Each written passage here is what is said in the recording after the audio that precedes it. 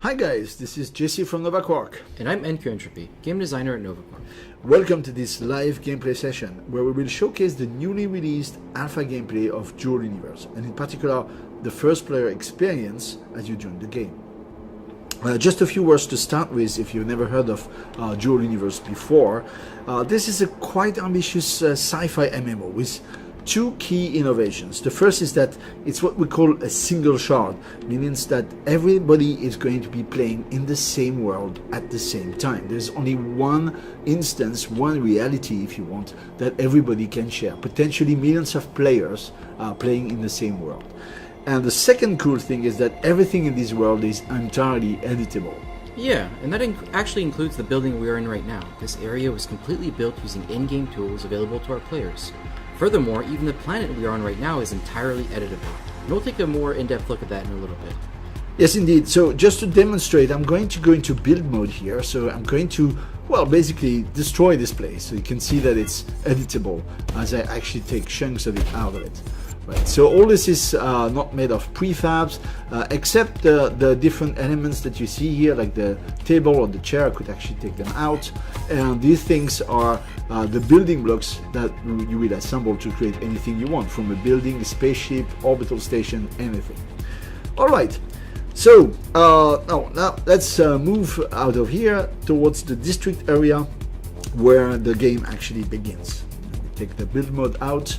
Here we go. So this is where you start, but before that I just want to spend a few seconds to show you the planet that we are actually on. It's called Alioth. Right, and Alioth is actually our largest and most ambitious planet so far, and it's grown more than 4 times since pre-alpha about a year ago. Everything you see here is real, and we want you to go out into the world and explore and make it your own. So one of the first things we do is actually give you a basic hovercraft and sort of give you that ability to go out and meet your friends and, you know, see what you can find out there. Yeah, we're gonna have a look at the hovercraft in a second, and actually that's where the game starts. In the district where you are here, you will be given a hovercraft, not exactly a hovercraft like pre-made, but actually it will be a blueprint that you can actually use to build one. Okay, so let's actually go and get this blueprint. So to interact with the dispenser, just click F and you will get the blueprint. And we also get some fuel here, the core unit, and all the different parts that are needed to build this hovercraft. Okay, so we can actually have a look in the inventory. The things I just picked, they are here. You can see them here. Also the things I collected before while I was editing the district, and so we're good to go. Yeah, the cool thing about these dispensers that we just used is that these are actually in-game elements, and players are free to craft or buy these dispensers in order to use them for them and their friends. We're using them here quickly to get you out and about, but ultimately a more reliable way of getting the elements you need will be to either craft them or simply buy them from the market. Talking about the markets, we're actually just here in front of the market pods that are the way by which you interact with the market. So if you interact here, you'll see that these are real markets. You have sell orders, buy orders. In that case, there is no buy order, but you could have both, and there will be typically dynamic equilibrium of the price evolving over time as people are competing to try to sell or buy stuff. So since I'm on the market, what we're going to do now is that we're going to buy another set of gears that are going to be necessary for us to build a second hovercraft. So we're going to need a couple of things here, and I guess the first thing we should get is a core unit, right? Alright, so let's use the search function here. Actually, let's look for dynamic core. We probably want the excess here. Oh, yes. Yeah, you're right. The excess will be better. Yeah. We don't need anything too big.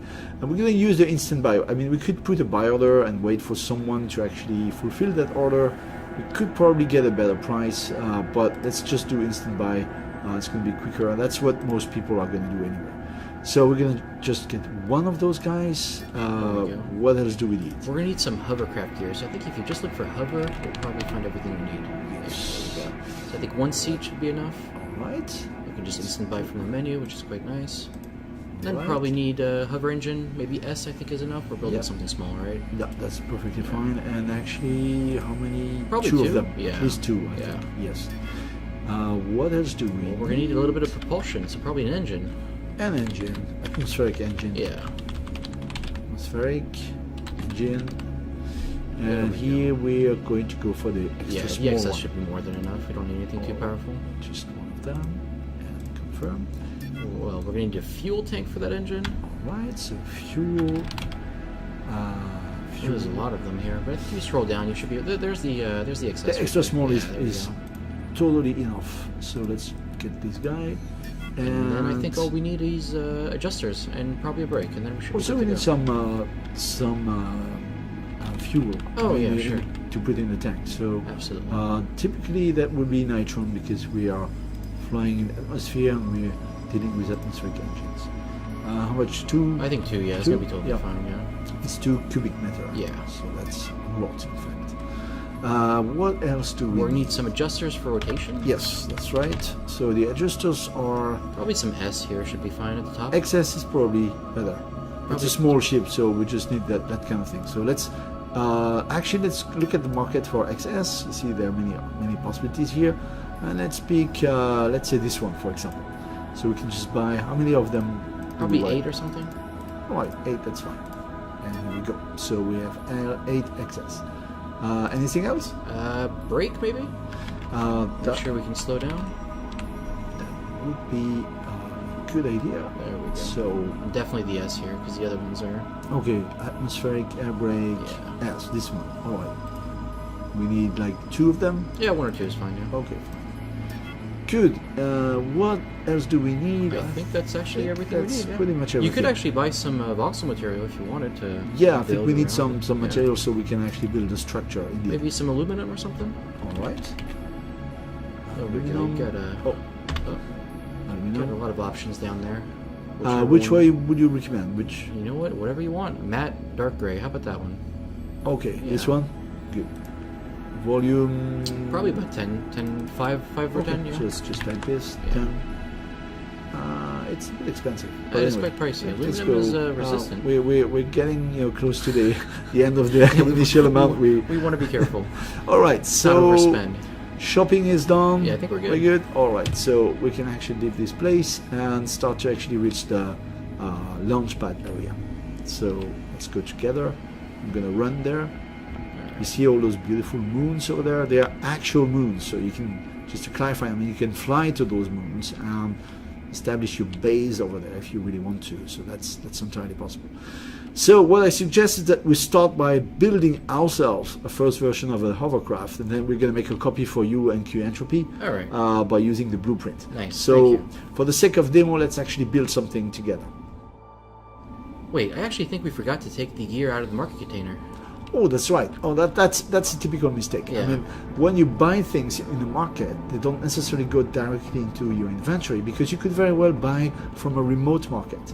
So things have actually, you have to actually pick them from the market container, which is here. And you can see all the stuff I actually bought just a second ago are here waiting for me. I can actually resell them or do whatever I want. So this is an extra step you need to take to actually collect everything you just bought. So it's just so right now we don't have grouped ways of doing this quickly, but this is going to come later. Yeah, So we'll have it's- some sort of grab all function. That you yeah, can just, that's a little click. bit tedious for now, but that works. So okay, I just collected everything that was mine in the market container.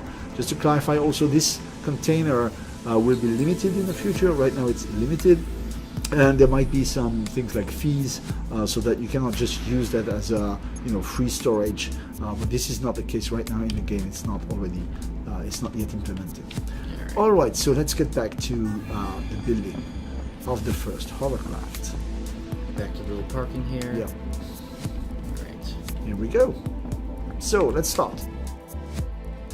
The first thing you want to do is actually get a core unit. So one of the 2 core units we actually have here. I'm going to pick one. I just double click and it is equipping the core unit, and I'm going to deploy here, for example, at that place. By pressing T and using the mouse wheel, I can actually elevate it a little bit. Let's do this here, and here it is. It's deployed. The nice thing is that now I can use my jetpack to actually fly around. That facilitates the building. And here we go. We have this volume here that defines the place where you'll be able to build. and this is what we're going to do right now. First thing we need to add is some voxels. So I'm going to pick, from the inventory the aluminum that we just bought, and we're going to deploy it. So we just define the initial surface, we drag it, and that will create a volume. So there are many more ways. I can show you some different brushes, 3D brushes. So the different ways that you can actually combine materials and basically sculpt matter the way you want. So this is just perhaps the simple thing you can think of doing, just dragging a box, but you can do way more than that. But for the sake of this short demo, we're just going to go on and keep building. Okay, what's the next step? Well, I guess we could start by putting the hovercraft seat, sort of going to be the centerpiece of our little hovercraft here. Right, so we're going to pick it from the inventory, and here we are. So you can put it in any way you want. You can rotate it and just do what you want with it.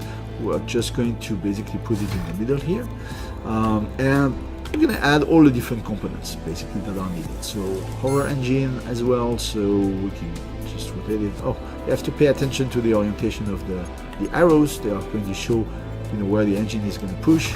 Okay, we're going to put one here. Be careful not to use all of them. Yeah, so let's just put this out, and I think 2 is going to be enough anyway. 2 more or less centered would be just fine.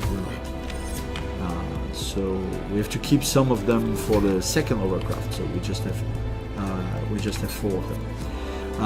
We are going to add. We need 1 engine. The probably, engine. and then So the fuel tank. let's put it like here, or let's put it behind it. Actually, you could put the engine on one side and the fuel tank on the other. That could be pretty cool. Okay, let's do this. All right. So, oops, orientation issues, a bit of collision problem. Here we go. There we go. So here, and as you said, yes, the fuel tank is Right there. Yeah. just right here. We're gonna put it here. Very aesthetically pleasing. I am a master of building. No, I mean this is horrible, but anyway, it's just to illustrate the concept. It works. By the way, this engine you see on the left is like blinking. Also, those 2 engines here are blinking, means that they are not connected to the fuel tank. Don't worry about that. As soon as you will step inside the ship, it will automatically connect them. Now, it doesn't do it by default because you might want to wire them in a particular way. Suppose if you have different fuel tanks. So that's the reason why it's not done immediately. All right. What else do we have to add? Probably a couple of adjusters. Yes, that's very important. We need this to be able to turn. So you need to put them in different positions. They're basically like pushing a little bit, and that makes you turn. So you can put them here. That will give the hovercraft the possibility to turn. So to just to rotate on itself. Yeah. Yeah. Maybe one here and another one here will help it to roll, and to pitch we just add one here and one here. Should just do the job properly.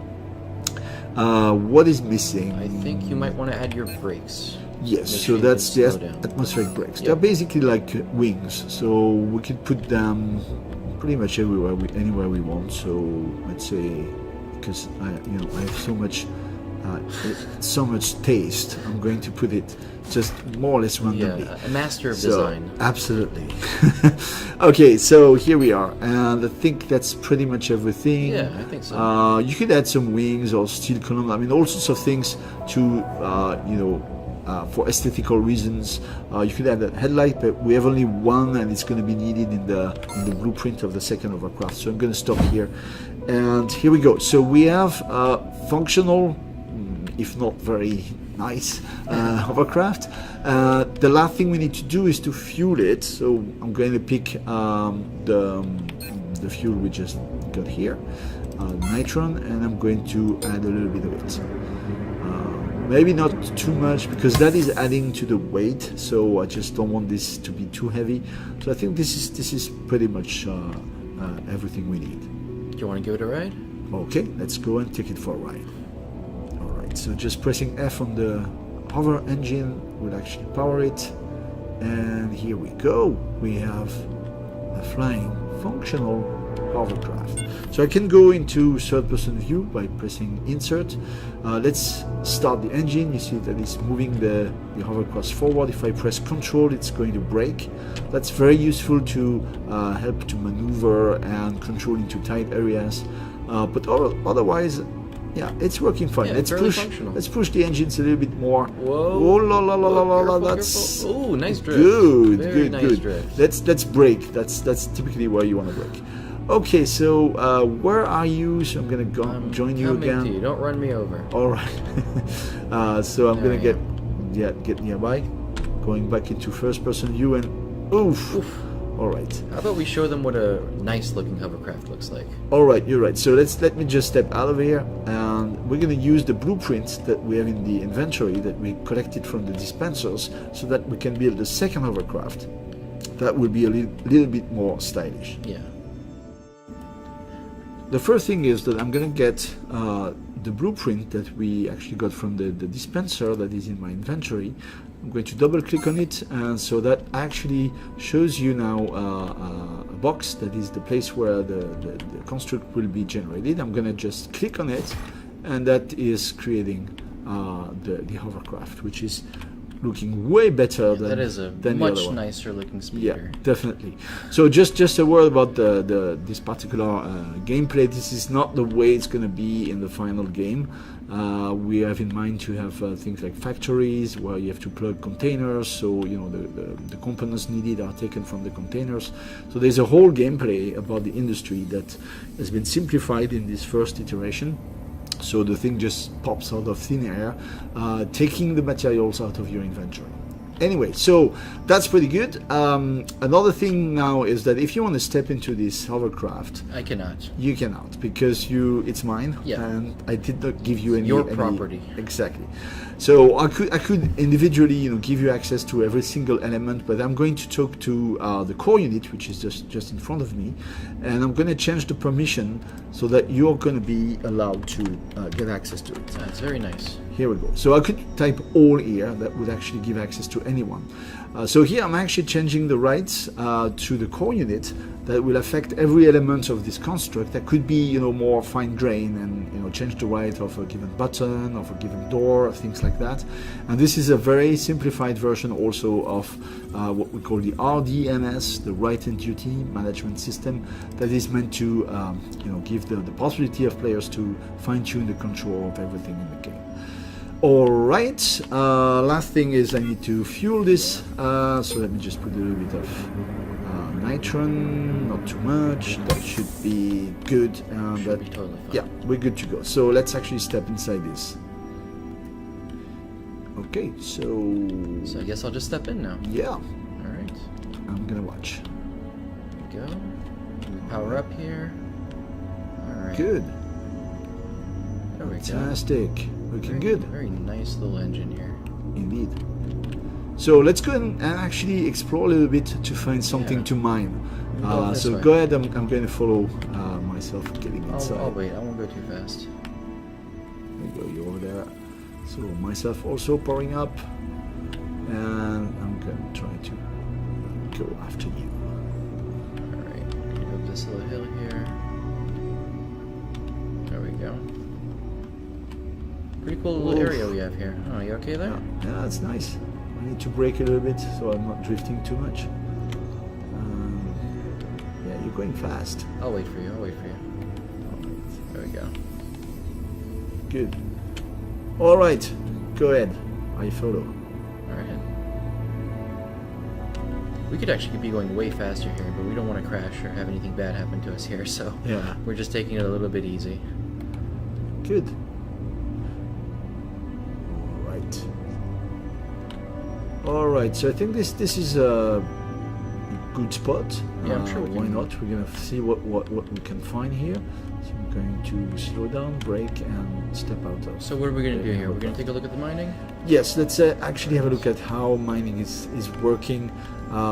Suppose that you know what you're looking for, that you know that certain materials will be around here. So how do you proceed with locating the ore? So the first thing that you're going to want to do is activate your 3 tool, which is going to be your long-range scanner. Yes. And so as I walk, you see that it's scanning around me with a range of 400 meters. And you can see in the visual feedback that there are actually 4 little points here that have been identified that corresponds to potential ores. We don't know exactly what it is. Yeah. So the idea is that the color of what you're seeing on the graph is actually based on the density of the material. So we sort of give you partial info, so you're not exactly sure what it is, but you can get an idea if you're either experienced or if you know that you're looking for something specific. Yeah. So the idea is that it's like a hot and cold game. You're trying to get closer to what you're looking for. So let's actually go for this greenish one that is now below 200 meters. I don't know if I can get closer. Actually, if it's on the ground, which is clearly the case, you will not be able to get any closer than the depth at which it is. I think the general idea is that you want to stay above ground for as long as you can, because it's going to be faster to move above ground, but there's going to be a point where you have to dig underground to go find the actual ore. And I think that's pretty much it. We're probably above it, like 130 meters above it. So let's actually enhance the size of the digging tool, and we're going to start to dig. Okay. So, go. Let me switch on my light.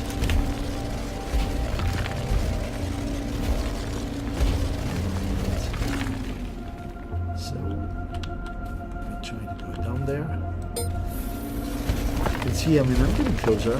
Yeah, it looks like you're going in the right direction. Good. Closer. By the way, I can change the range here of the radial scanner, so I made it to 200 meters, so I get a more precise feedback. We're just about 100 meters. So we're still going good. At some point, I would probably have to realign because there's no reason why I would be lucky enough to be going exactly in the right direction.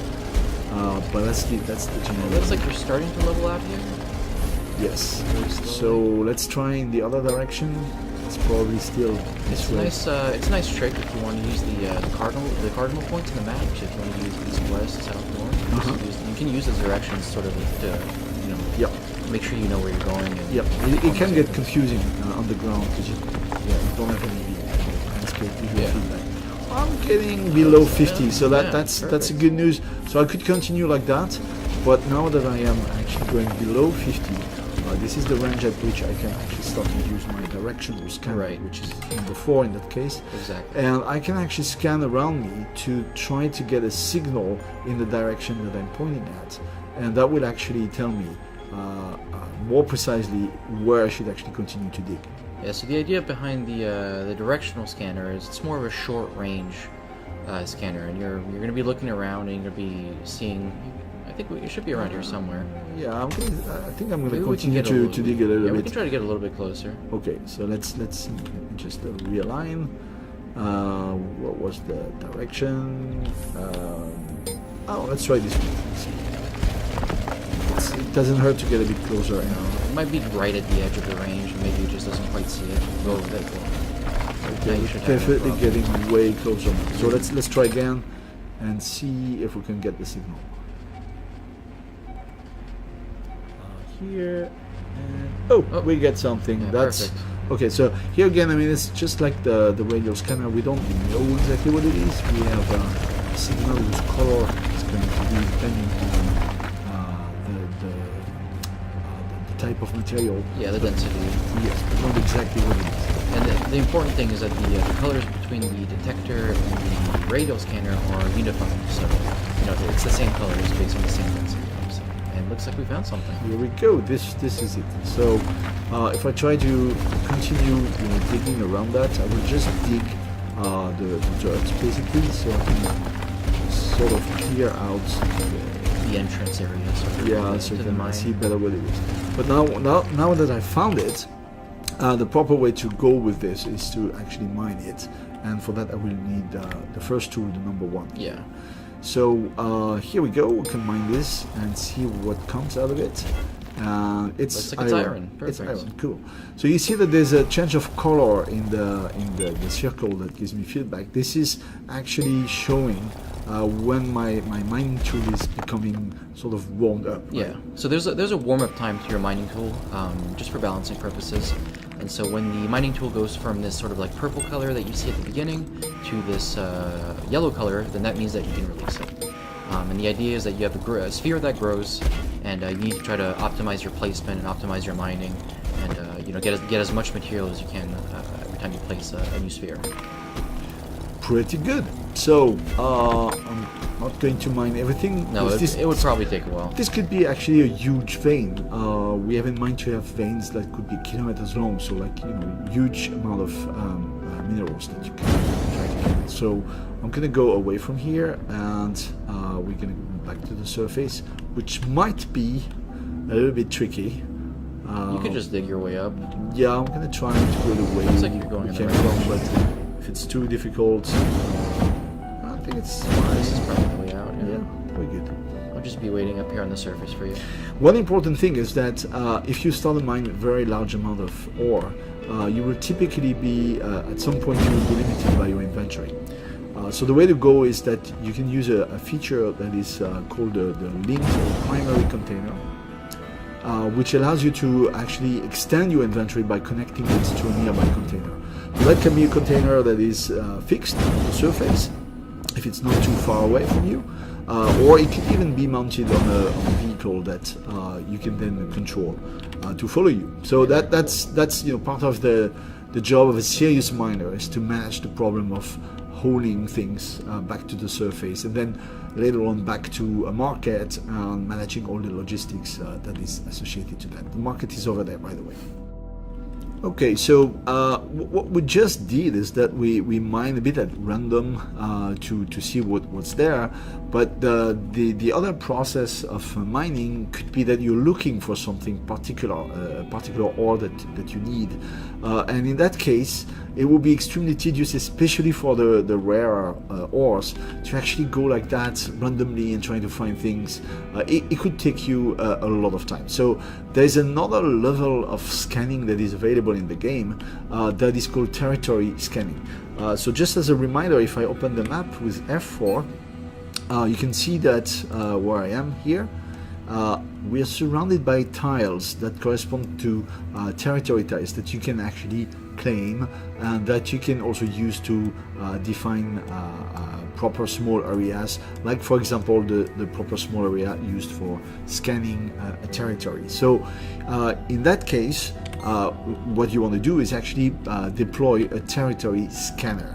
So this is a pretty big element, and I think that you and Q Entropy have one in your inventory. I don't have anything, but maybe you could actually start to build a small mining outpost where we're going to deploy this territory scanner. Yeah, absolutely. So I'm just going to start by deploying a little core here, just so I can put down all my stuff. And I'm going to build a very simple plaque here. Should be up here. I'm going to watch. In front of you for a second. There we go. Okay. And I'm going to be selecting my territory scanner in my inventory and putting it down right here. It's a little bit of a rough one, but totally fine. Big machine. It is big. What I'm going to start by doing, similar to what you did for me, is I'm going to go ahead and give you permission for this thing, so you can actually use it. So you should now have permission to use the territory scanner. Alright, so let me try. I'm going to activate it, and here we go. So it shows this window. I can activate the scanning, and it's going to take quite some time, 15 minutes, and the final game it might actually be even longer. Because it's a very variable thing to do. You will understand at the end of the scanning that the result of the scanning is actually something you can materialize as an item that you will be able to sell. So this is not already implemented, but the idea is that you can make a business out of scanning things on the map and selling, basically scanning mining maps. Yeah, absolutely. We expect that, you know, while miners may use this for themselves, eventually people can just trade it to their friends or hand them around, and you could be a player that only scans territory for, you know, forever, and does that as your main activity. By pressing V, by the way, I can materialize the tile where we are currently located. So it's pretty big. Okay, so let's you know, fast forward to when this is actually completed. Okay, so I think now it's completed, and we can see the result of the scan. The result is that there's all those ores here. You can scan and see, you know, just scroll and see all the ores that are here, and it tells you how much there is for any given ore. So for example, if you're looking for I don't know, gold, for example, you will know that there's no point trying to find that in this territory, right? But you know, if you wanted something that was here, so like silicon or sodium or carbon, then you'd know that, you know, this is the place to be. The logic is that certain of those ore, you will know that they are very, very deep, like typically 1 or 2 kilometers deep.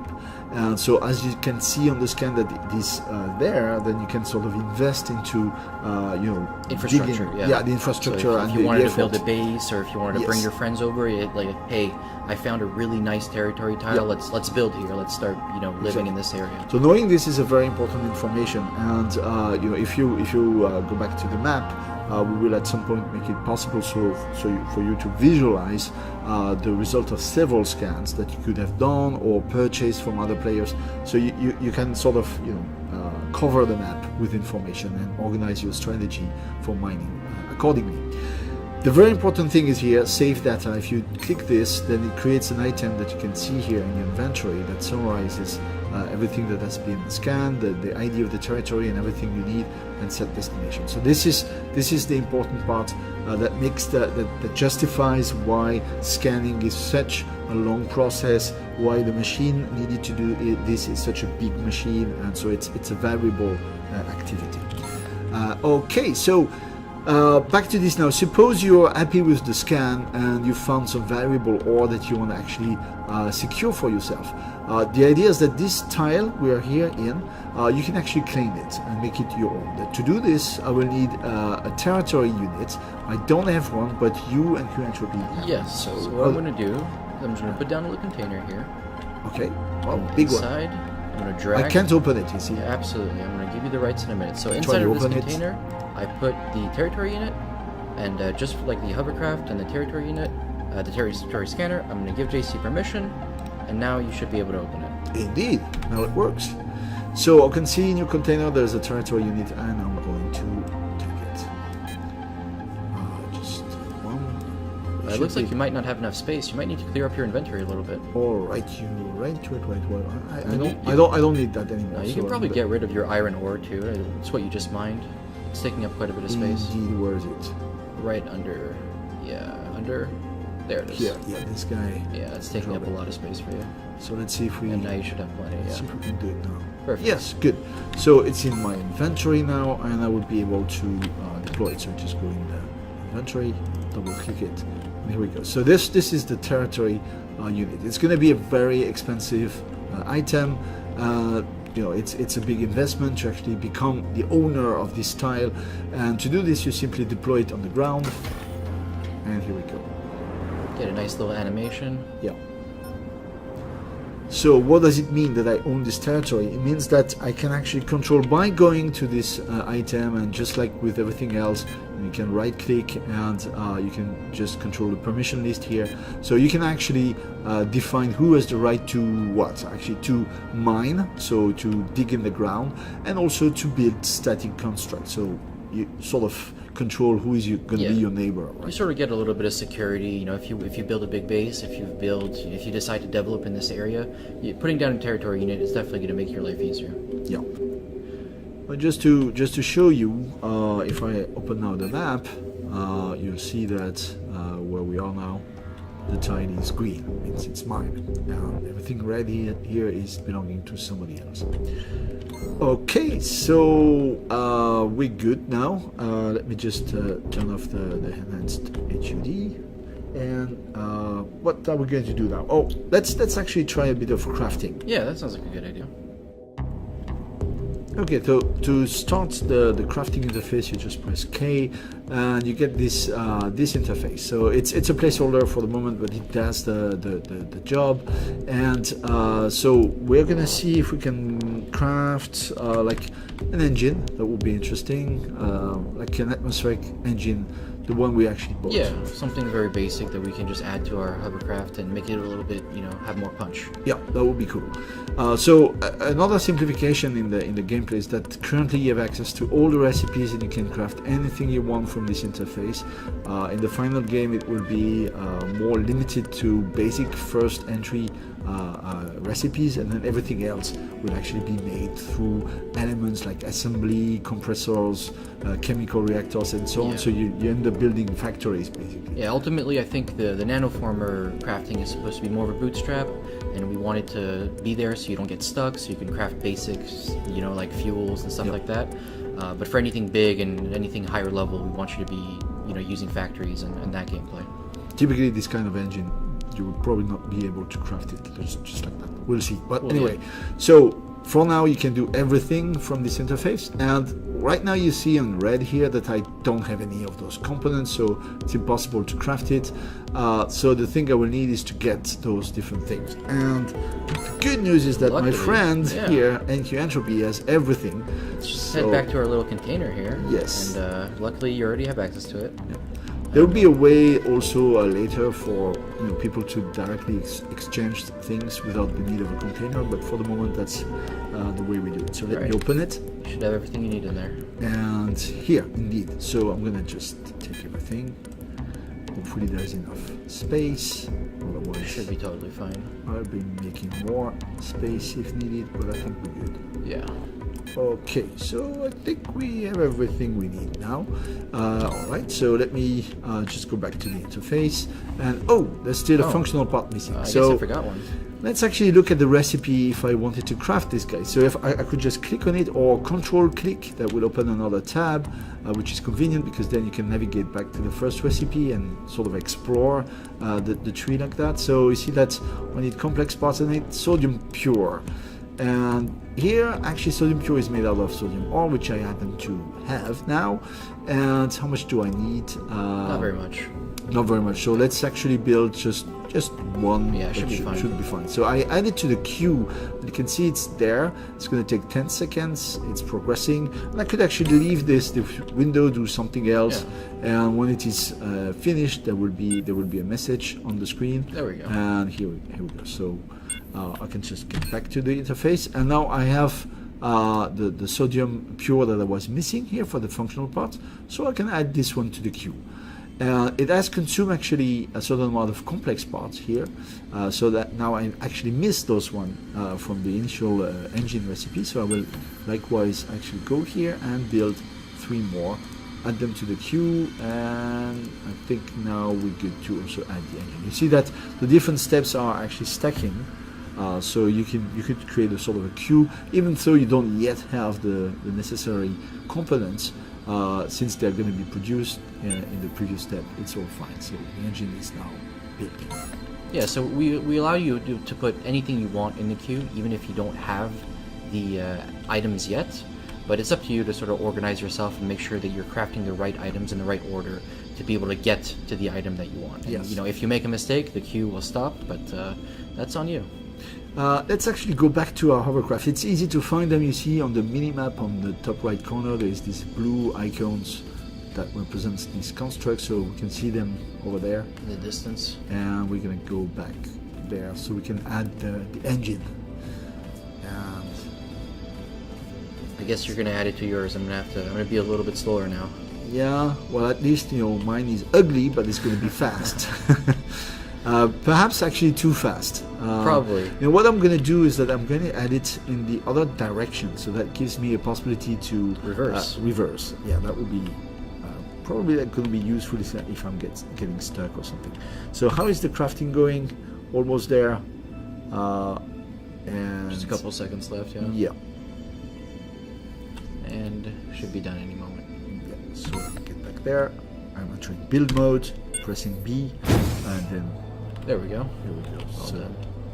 Alright, so now I can go in my inventory and we have a nice Yeah, there's your brand new engine. So, alright, so let's me just put it in a way that it's gonna be useful for what I just said. There we go. That's pretty much it. Okay, so we're good to go. Let's go a little bit and explore around, see what we could find. Okay, so let me just step inside and let's go. So, by the way, you should get your hovercraft. Yep, I'm in it. All right, so I'm gonna start going already. By the way, all the different engines, the different widgets you see on the right are entirely customizable as well. We're not going to go into details about that in this deep dive video, but everything is customizable in Lua, so there's a lot of things you can do to create your own piloting scripts and your widgets. It's very, very deep in terms of gameplay, what you can do. Hey, do you want to show the reverse feature that you just installed on your... Oh, yes, you're right. So let me actually break here, and let's try to actually go backwards. Maybe if you go in third person. Indeed. That's a There good you go. idea. That's, So it's going pretty fast. So Don't I'm do going this to at home. revert and Don't try do this to at go. home. No, for sure. All right, so here we go. Anyway, so let's try to go a little bit further and explore, see what we can find in this huge world. Okay, so we've been flying for quite some time now. You see, it's almost night, and trying to catch up with NQ Entropy. yeah, try to keep up. We've heard of something that might be hidden behind those trees over there, so we're gonna investigate. Just brake a bit so we don't go too Whoa. fast. Look over here on the left. Oh, a big ship. That is impressive. Yes, let me actually get close to it. It's looking nice. And it looks like there's some sort of tanker next to it over here on the Alright. right. Oh, you're further than me. I I'm have to gonna- actually go and catch I'm up. gonna park my little hovercraft here. All right. So a pretty big, nice ship. I'll actually slow down as well and step out of the hovercraft. Here we go. So, interesting. Pretty big ship we have. That is quite large. Yeah, let's go and investigate, see what we have. Okay, so this is typically a very, very large ship that cannot just simply take off from the planet because it's simply too heavy. What you see here is fuel tanks that are used in conjunction with those rocket boosters. So that's basically the only way you can actually lift up such a huge mass from the ground. So what we're going to do is that we're going to try to pilot this huge ship, and trying to actually go in orbit. I'm going to just inspect here quickly with the refuel tool whether we have enough fuel. In this tank is 100%. This one is empty, so we'll have to refill it. Let me just quickly check this other one here. I wonder if there's actual extra fuel in this tanker here. Let me check. Yeah, it's all at 100% on this side. So there's only one that we need to refuel, and Yeah, it looks like we've got a bunch of fuel in this tanker. So. all right. So someone- this is typically a vehicle that is equipped with those very powerful hovercrafts. So that's typically the kind of, I mean, it's a truck basically. Yeah, it's a just- space truck. It's just a big truck. Well, no space. I mean, Yeah. it's supposed to stay on the surface of the Absolutely. planet like that. But anyway, so the idea is that it would be extremely tedious that I, fill my inventory with the fuel and transfer, because it's obviously bigger than what I can actually transport. So we've developed a new feature in this version that allows you to link an existing container to your inventory, and if you're not too far away. So that's what I also mentioned for the mining, but you can also use it in this situation when you want to actually transfer a large amount of fuel. Let's actually do this and see how it works. And the link container is going to be something that you're going to be using relatively often. When you're carrying stuff around, transporting items, buying stuff from the market that you want to put into your base or your truck. It's going to be something that you're in contact fairly often. Yeah. Okay, so let's try this. All right, so the way to do this is simply by selecting here action for this element. We can actually have a look what is inside, pressing F or here open. You can see that there is a large amount of Xeron fuel, which is what you need for the rocket boosters. So I'm going to simply go into this menu, just ignore the things. This is just debug things. You won't have that in the game. It's just for us for debugging purposes. So what is important is this declare as linked container. I'm going to do this, and now this container, I can use it as an extension of my inventory, and I'm going to go there and try to refuel this huge fuel tank. Don't forget to select it from the inventory. But Yeah, so if you see in the top, you have a second tab now, you're which right. is your link container. That's the way to go. So I'm going to select it from there. Okay, we good. It should be good to So go. now we get to go, and I can actually start to refuel it. Yeah, so this is quite a large amount of fuel. These Yes. are the largest rockets we have in the game right now, and they They are quite hungry in fuel, but they're also equally powerful. Yeah, that's the trick. I mean, they have a huge punch, but they're quite expensive. So you typically use them just to take, to take off and go into space, and that's about it. All right, so here we are. Let's actually step inside. Let's also go and visit this ship.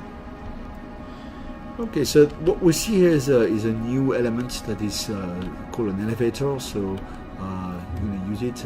Okay, so it just transports you to the next level. If you go in edit mode and you look at the different links, you see that this elevator is linked to the next one and so on. So you can chain them together to create this convenient elevator. So let's actually use this and step up again, and here we are. So this is apparently a cargo bay. So you can just jump here and go and explore. So all those things are containers. You can stuff a lot of things in them. And okay. I think here we're getting to the engine bay area. Yeah. Ooh, look at what we have here. Okay, this is an anti-gravity engine. So this is a very important and very powerful engine that is capable of creating a cancellation of the gravitational field that will maintain you at a given altitude above 1 kilometer without resorting to the rocket boosters, which would be very much too expensive. So it's a way to sustain a ship at a given altitude for support, for example, or other reasons that you would want such a big ship floating above you. Okay, so this is a new element that is available now in alpha, so you can use it. I mean, this ship is clearly not a ship you can build in a few hours. I'm wondering if this actually crashed here or something, because this is definitely not supposed to be on the ground. No, it's not supposed to be. Yes. Looks like someone's trying to get it back into the air, though. All right, so looks like we're in some sort of a launch area right here. We've got a whole bunch of gates and these launch pods over here on the left. Oh, there's a button. Let me press on the button. What's going to happen? Oh, looks like you closed the doors. Shutting down. All right, opening. Oh, nice. That's nice. So to understand, all this is entirely not scripted with the programming language, but scripted with the connections you see here. The simple linker that we have in the game that allows you to connect buttons to doors, to all sorts of logic elements. Yeah, logic elements, and you can combine them a bit like Minecraft Redstone, but with a different twist. But the end result is that you can sort of connect everything and do all sorts of contraptions in your construct. Even actually, you could do puzzle games. Yeah, absolutely. This would be very fun. We've actually done that before internally, where we just have these puzzle games based on doors and triggers and buttons. Yep. And you can make some pretty complex stuff. So let me run around here. Let's quite actually a try large to ship. go. I'm lost. I'm totally lost, to be honest. Yeah, this is really cool looking, actually. Yeah. I mean, I can imagine you could build your own, private quarters in this. And oh, there's a broken window here. Ooh, so maybe he didn't finish repairing it. Yeah. Whoever owns this ship. Okay, so let's try to find the control deck. I have a feeling it's this way. Okay, I'll follow you, so that we have a chance to try to. Look at that nice little screen. Bridge. All the way up to the bridge. On my way. After you. Oh, good. So here we are. Passenger seats. All right. Good. And here it is. So that. Oh, door is closed. Closed. All right. So this is the place where you will typically command a ship like that. So the interesting thing is that all the things you see here, including those screens, are entirely customized. The screen that you see here are basically they are HTML renderers, so they can display a web page if you want, or any content you'd like. So this is entirely customizable, and you could create your own feedback for your ship, whatever you want. And this is also interesting because it's a screen you can interact with, so you can click on it, so you can capture the click and basically make it like it an looks interface. like if you come over here on the left, it looks like we got some sort of map. It is. Yeah, it's pretty cool. Looks like we have some sort of radar here right Yeah. next to it. It's quite nice. Doesn't seem to be working for me, but let me try again. Yeah, it's There we go. working. Yeah. So all the positions of these planets are actually acquired with the script, and so you can do whatever you want with that. Okay, so I think enough talking. Let's actually try to get this baby up in the sky. Okay, so I'm going to sit into the commander seat Yeah, I'm here. gonna take a seat in this little navigator's chair over here on the left. Right. You should see me sit down. So right now the ship is controlled, and I'm going to go into third-person view because it's better to have a look. So It is big. So you see the different adjusters are pretty busy maintaining it. Looks like we forgot to close the back door, but no big Yeah, deal. we're gonna be fine. Yeah, I'm sure it's it'll all be right. no problem. So, traditionally boosters are bound to the B key, but you can change that in the Lua scripting, do whatever you want. I'm gonna try to press the B key, see what happens. Oh, that's happening. That We are is taking a off. lot of power. And that's a lot of acceleration. How is it looking from the inside? We're clearly taking some You altitude. feeling the G's? We are 2 kilometers above the ground. We're going up, up, up. You want to take a look outside? Yeah. Do you want to go? Yeah, let's go take a look. I think I'm gonna wait until we are actually In space? in space. Yes. So we're gonna have a Just gonna take a beautiful look view. around the cockpit Yeah. here. We're using an incredible amount of fuel here. This is Right now, you're This is spending very so much expensive. money. yeah, but you know. That's what it takes to get a ship like this off the ground. Oh, no more fuel. Let's try to actually activate now the space engines. You yeah, see it them looks like they're underneath. spooling up. I'm actually trying to pinpoint them here. Okay, those guys, they are the space engines, and they are starting to enter in action. All right, I'll say. So let me actually step out of the control seat, and we're gonna go outside for a little tour. You first, and then me. Here we go. So we are Wow. in space, and that is the planet. We're still gaining a bit of altitude. Yeah, we're going crazy if you see in the top there. It's possible. 50,000 meters we're about to hit. Yeah, that's a lot of distance, and I'm jumping. Hula. Careful not to fall off. If you get Well, out of the sphere of influence here, you're gone. That could be interesting, you know. I mean, if you don't value your life, you can go, but I'm staying right here. Okay, so you know, just to wrap it up, this is a huge ship. You could be, you know, hundreds of people on board, you know, minding your business and doing all sorts of things while it is actually flying in space. Yeah. It's pretty incredible, and you know, just like I said, everything you see here is entirely editable, so I can just edit it and take some part of the Whoa, ship out. that's rude. So that's very rude. I would not do that normally, but I have the rights to edit this thing, so you can see. All right, so the rest of the story, guys, is up to you to write. This is a world for you to take control of, to invent your new life, your story, build amazing things, and impress us with what you're going to show and what you're going to make. And Kyunjo, we thank you very much Yeah, for thank you a lot, JC. for all the and see you all into the alpha, and I hope you enjoyed this video. Thank you very much. See you guys later.